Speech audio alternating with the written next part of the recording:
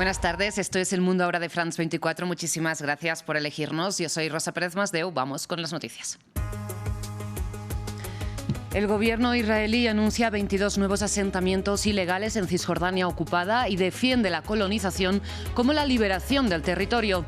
Mientras en la Franja de Gaza Hamás estudia la propuesta de tregua de Estados Unidos que Israel ya aceptó. En Argentina, el tribunal declara la nulidad del juicio por la muerte de Maradona, en que 7 personas estaban acusadas de homicidio por negligencia médica. Una jueza ya había sido apartada del caso por participar en un documental no autorizado sobre el juicio. En México, inédito cierre de campaña de cara a las primeras elecciones al Poder Judicial de este domingo. La reforma impulsada por el oficialismo abre el debate sobre si va a favorecer o no la independencia de la judicatura.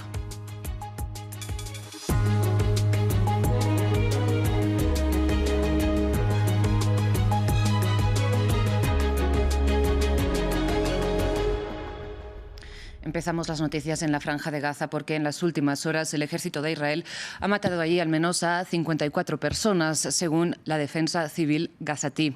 Mientras el gobierno de Benjamin Netanyahu aceptó la propuesta de tregua e intercambio de rehenes diseñada por Estados Unidos, mientras Hamás estudia su respuesta a esta hora. El plan implicaría un alto el fuego de 60 días y la entrega de 10 rehenes vivos a cambio de cientos de palestinos encerrados en las cárceles israelíes. Sin embargo, no han trascendido demasiados detalles sobre si el acuerdo exige el fin de la guerra, y es que recordemos que Israel rompió el último cese de hostilidades cuando debía empezar la fase de su retirada de este territorio. Así anunció la Casa Blanca que Israel ya aceptó por su parte este acuerdo. Puedo confirmar que el enviado especial Steve Witkoff y el presidente presentaron una propuesta de alto el fuego a Hamás, la cual Israel respaldó y apoyó. Israel aprobó esta propuesta antes de enviarla a Hamás. También puedo confirmar que las conversaciones continúan y esperamos que se establezca un alto al fuego en Gaza para que podamos repatriar a todos los rehenes. Y esa ha sido una prioridad de esta administración desde el principio.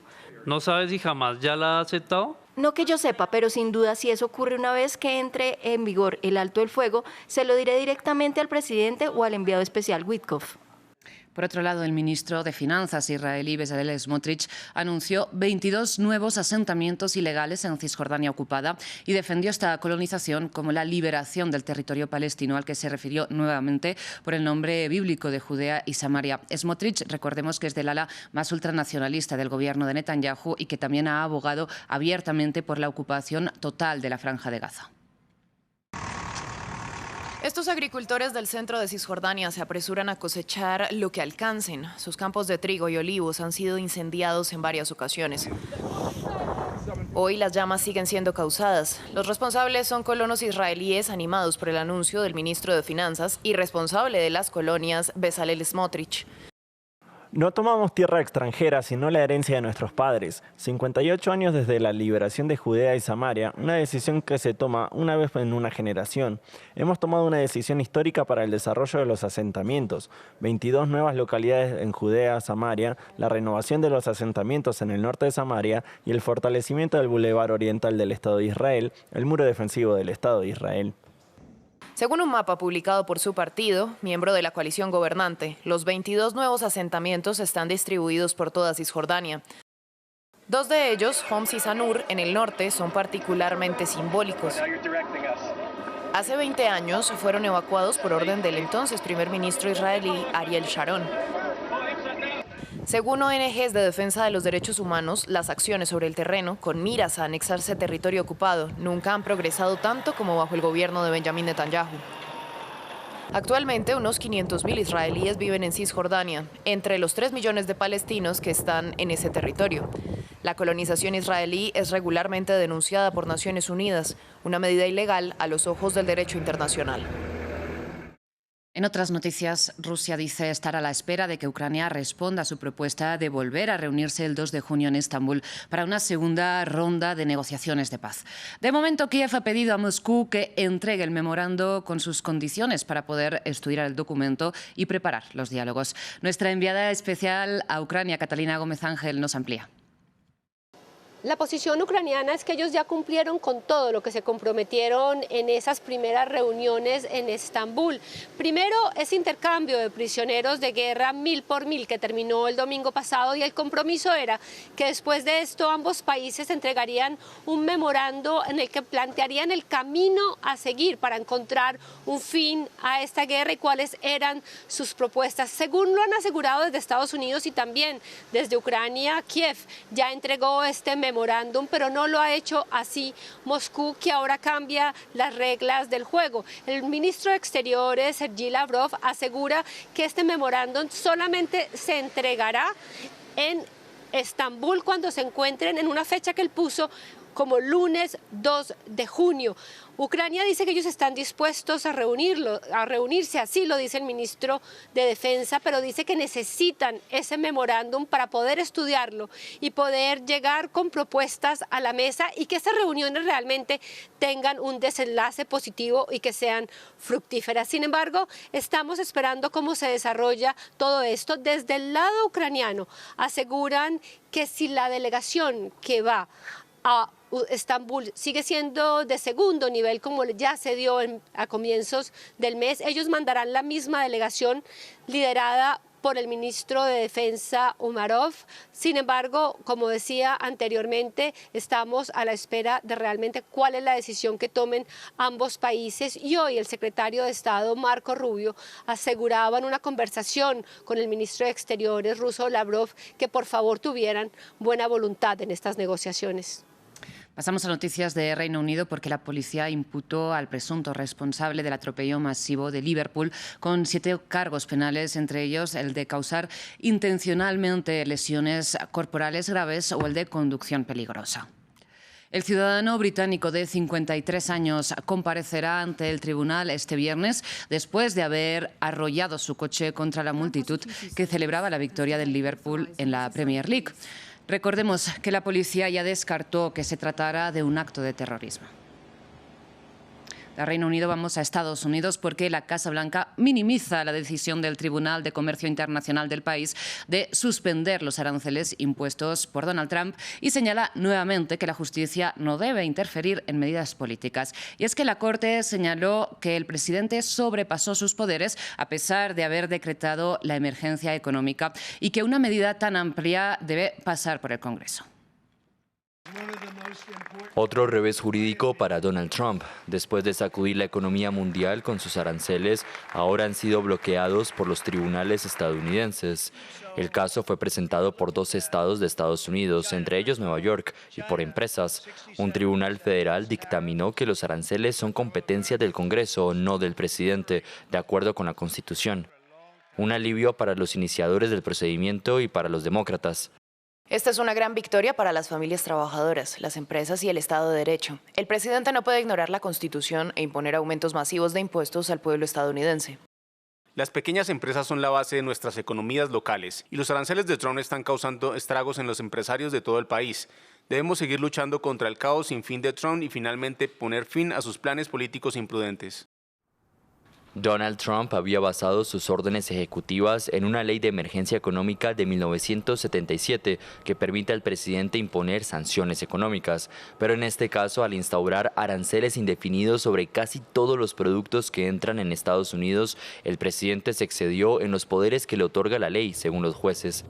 Ante esta decisión, los republicanos piden que se apruebe en el Congreso una ley sobre los derechos de aduana para que se ajusten al marco legal. La Casa Blanca denunció la decisión de jueces no elegidos y ya apeló. Se trata del primero de los 7 procedimientos judiciales iniciados para impugnar los aranceles de Donald Trump. A pesar del recurso, la decisión del tribunal es efectiva, ordenando al gobierno que aplique la suspensión de los aranceles en un plazo de 10 días. Pasamos a noticias de Argentina porque el tribunal declara la nulidad del juicio por la muerte de Maradona, en que 7 personas estaban acusadas de homicidio por negligencia médica, y habrá un nuevo proceso. Esto después de que una de las juezas fuera retirada del caso por participar en un documental no autorizado sobre el juicio. Esto decían los abogados de la familia del futbolista. Yo sé que para el tribunal es un acto ingrato tener que anular un proceso como esto y apartarse. No todos quieren, pero evidentemente, bueno, hicieron lo correcto. Ahora lo que hay que hacer es rápidamente mandar el oficio al tribunal a los efectos, al presidente de la Cámara, a los efectos de que no designe un nuevo tribunal. Ahora estamos de cara a un nuevo juicio que espero se formalice lo antes posible y de la manera más transparente posible. ¿Juicio político para McIntyre? Sí. Yo tengo fe que antes de fin de año poder tener sentencia. Y en otras noticias, este jueves termina la campaña para las inéditas elecciones al Poder Judicial que se celebrarán este domingo en México. Cerca de 100 millones de ciudadanos del país están convocados a las urnas para elegir jueces, fiscales y miembros de la Corte Suprema. Nuestro corresponsal en Ciudad de México, Juan Carlos Aguirre, nos contó previamente cómo es el ambiente preelectoral en la capital mexicana. Pues el clima que se tiene en este momento es un poco de indiferencia, de apatía ante un comicio que se espera, como bien lo decían anteriormente, no mayor a un 20% de participación. Otros números hablan incluso que sería entre el 7 y el 16% si se compara con ediciones anteriores de procesos electorales en México, alejados obviamente de una presidencial, que el último marcó más de 60 puntos porcentuales de participación. Pero entonces sí hay un poco de apatía, de desconocimiento incluso y hasta de confusión para el momento en que puedan ir estas personas a votar en un sistema que es nuevo, no solamente en México, sino prácticamente en el mundo, lo ha dicho el gobierno nacional, y que esto va a permitir una mejor impartición, según las fuentes oficiales, de la justicia, aunque quienes son detractores de esta iniciativa pues aseguran que no va a servir de mucho y que por el contrario va a perjudicar a una justicia independiente en el país, ya que si bien el proceso está enmarcado en unas obligaciones, digamos, en las leyes y en la reforma judicial, donde no pueden participar partidos políticos ni partidos políticos aupar a estas personas que vayan a ser candidatos a los más de 881 cargos que se están disputando y para el cual hay más de 3.400 aspirantes que no pueden estar avalados por ningún partido político, pero desde el propio seno del Senado o del Congreso hay quienes aupan a ciertas tendencias o a ciertos nombres dentro de esta contienda,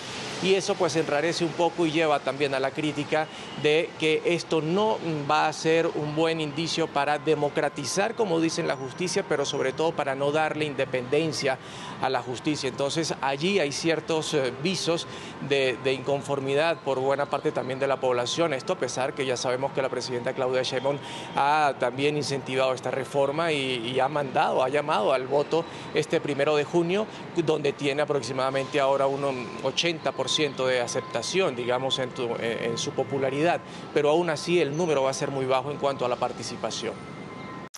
Y para el cierre, ya comenzó la votación anticipada en las elecciones presidenciales de Corea del Sur del próximo martes 3 de junio. Y los dos candidatos presidenciales más opcionados ya votaron en medio de un deseo generalizado por finalizar el episodio que se abrió, recordemos, cuando el expresidente Yoon Suk-yeol decretó la ley marcial. Samuel Salgado Castro nos amplía.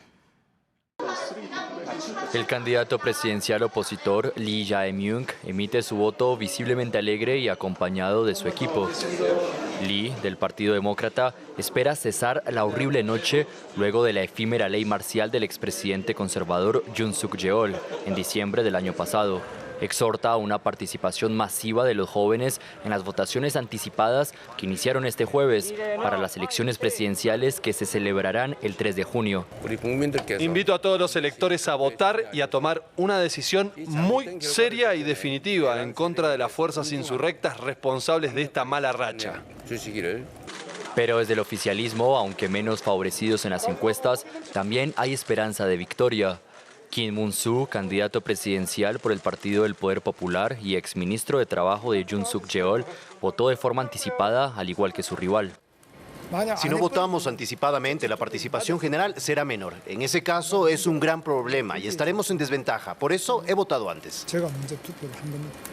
El 3 de diciembre, el entonces presidente Yoon Suk-yeol impuso una ley marcial alegando amenazas de fuerzas antiestatales y de Corea del Norte.